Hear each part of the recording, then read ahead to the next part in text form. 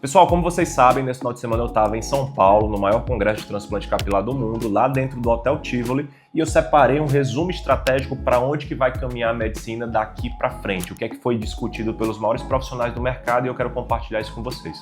Eu fiz uma anotação de diversos tópicos que eram importantes para a gente dentro do congresso. O que me chamou muita atenção é que a medicina capilar está se tornando cada vez mais científica, estratégica e individualizada. Para vocês terem noção, acabou o tempo de transplante capilar genérico e protocolos muito padronizados. O que ficou muito bem definido é que resultado antes e depois de 12 meses não é mais a grande questão, mas sim resultados mais preditivos que te dão a previsibilidade de 15, de 20, de 30 anos. Transplantes com planejamento. Planejamento desde o momento que você faz a marcação cirúrgica, o planejamento pré-cirúrgico, até o momento pós-cirúrgico, como que vai se dar esse tratamento e como que vai estar esse paciente daqui a 10, 15, 20 anos. Essa previsibilidade através de gráficos, de fórmulas, de estudos, é algo que está vindo muito forte que poucos profissionais hoje têm usado. E para isso acontecer, a gente usa softwares super avançados, softwares exclusivos para a parte capilar, como o Tricolab, o Keyboard, o Hairmetrics, que conseguem mapear a área doadora e consegue te fornecer cálculos para que você tenha uma previsibilidade de densidade do transplante sem prejudicar o futuro do paciente.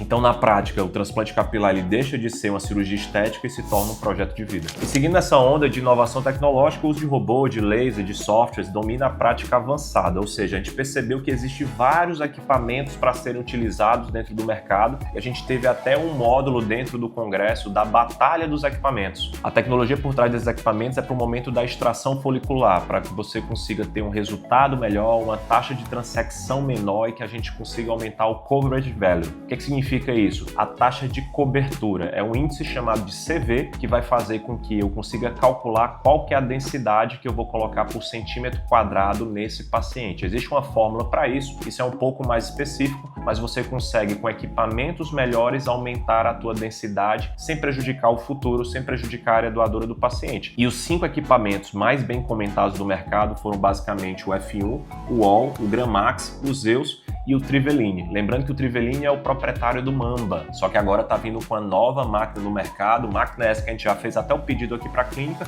e a gente usa na clínica hoje a Triveline, é o que a gente acredita que dá o melhor resultado, é o que a gente acredita que tem a menor taxa de transecção e consegue maximizar nossos resultados, mas são excelentes máquinas e teve demonstração ao vivo de todas as máquinas para que você consiga tomar suas próprias decisões de qual seria o dispositivo que traria melhor resultado para o seu paciente especificamente. Agora, existem tipos de cabelos diferentes, cabelos afros, talvez o Zeus vai ter uma resposta melhor do que o Triveline, do que o Mamba, mas em compensação vai depender também muito do manuseio. É um procedimento totalmente operador dependente. Então, em resumo, o mais importante que a escolha do equipamento é a escolha da equipe, visto que o robô, o software, a inteligência artificial não vai substituir o trabalho humano. Então, o humano vai precisar manusear isso e quem sabe manusear melhor vai entregar o melhor resultado. E um dos pontos muito discutidos lá no congresso também foi em relação à evolução das terapias. Vamos falar de parte clínica agora, né? O foco hoje é em regeneração genética e modulação imunológica. E a gente sabe que existe vários outros tratamentos que a gente pode tornar acessórios ao nosso transplante capilar. E a explosão dos estudos hoje basicamente fala a respeito de exossomos, de clonagem de folículo, de inibidores de JAK, de terapias regenerativas e tudo isso está sendo o presente atual das maiores clínicas de transplante do mundo. E dentro dessa área de terapia regenerativa, o que está sendo cada vez mais comentado é a importância e a eficácia do plasma rico em plaquetas, do PRP, que a gente tanto usa dentro da nossa rotina, mas que ainda tem pouco embasamento científico de uma maneira generalista no mercado, mas dentro da área capilar tem se mostrado realmente algo muito importante para o resultado final da cirurgia e para a parte de regeneração de folículos que ainda estão atrofiados, que estão com índice de miniaturização realmente aumentado, mas que precisa de uma atenção especial na parte clínica. Então, resumindo, estamos entrando numa era onde o folículo capilar pode ser restaurado e multiplicado. Em relação a técnicas cirúrgicas, foram mostrados grandes avanços em transplante de cílios, transplante de sobrancelhas e o famoso transplante long hair, que é o transplante sem precisar raspar nenhum folículo do couro cabeludo, que entrega já um resultado imediato. Lembrando que esses fios eles vão passar pelo efeito de shed, o efeito de queda, porém esses fios de cabelo já promovem um resultado imediato, principalmente para quem trabalha com a imagem, para quem não pode em nenhum momento raspar o cabelo. Muito controverso em relação à qualidade da cirurgia, se realmente raspando não traz um procedimento melhor, mas é uma possibilidade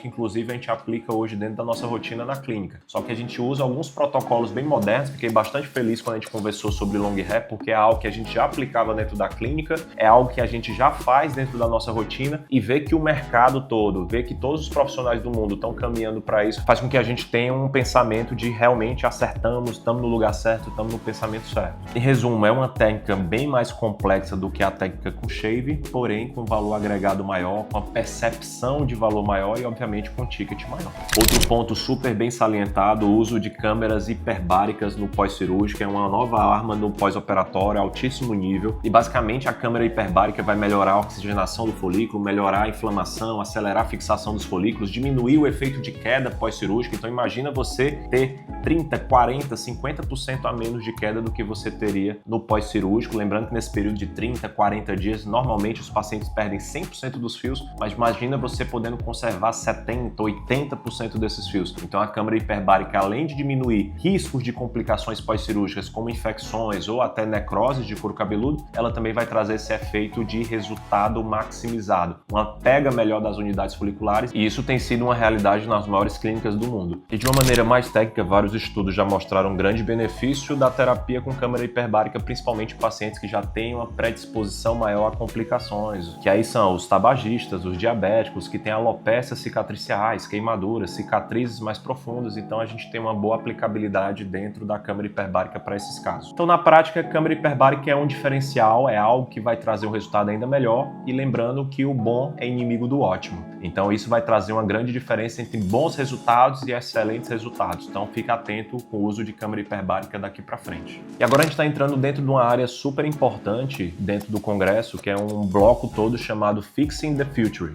que é exatamente reparando o futuro, né? Lembrando que como está aumentando muito a quantidade de profissionais dentro do mercado e muitas vezes ele não tem uma boa qualificação, os resultados também estão vindo muito ruins. Só que as cirurgias passaram a ser cirurgias reparadoras ao invés de serem cirurgias estéticas, e reparar um transplante capilar é muito mais complexo do que construir pela primeira vez. Exige uma experiência específica e saber exatamente o que fazer, e muitas vezes usar até alguns acessórios extra transplante capilar, extra cirúrgicos para um auxílio, como por exemplo micropigmentação e ablação por laser. Retirar esses folículos capilares que foram mal implantados, realmente matar esses folículos com laser para fazer uma reposição, para tirar esses folículos e trazer para uma posição normal, uma posição natural que faça com que o resultado não se torne aquilo que está tão incomodando o paciente. Mas tirando toda a parte negativa de uma cirurgia mal feita, a parte positiva é que os pacientes estão se tornando cada vez mais exigentes, e para aqueles profissionais que se especializarem bastante, vai ter um mercado infinito de casos reparadores daqui para frente, visto que tem muita gente que ainda coloca o preço na frente da qualidade. Então isso vai trazer sempre um grande mercado para os médicos que se especializam em cirurgias reparadoras. E outro tópico muito abordado foi exatamente sobre o aspecto facial do transplante capilar. Só que o transplante não englobando somente o cabelo, mas englobando agora o rosto como um todo, com as sobrancelhas, com os cílios. E a gente viu vários casos em pacientes, inclusive pediátricos e transgêneros, que é algo que está acontecendo muito dentro da nossa prática. Então cada vez está sendo mais necessário adaptar a forma do cabelo para cada tipo de gênero que o paciente ele se identifica. Então a medicina capilar ela deixou de ser apenas capilar, deixou de ser apenas cirúrgica e se tornou algo mais estético funcional, algo que impacta psicologicamente o paciente de uma maneira profunda. Então eu separei aqui os tópicos da mensagem final do congresso, que basicamente é que o médico capilar do futuro ele vai precisar dominar planejamento cirúrgico de longo prazo, tecnologia aplicada ao diagnóstico e execução, medicina regenerativa e imunológica, isso é algo que vem muito forte, a gestão de uma clínica e o brand pessoal,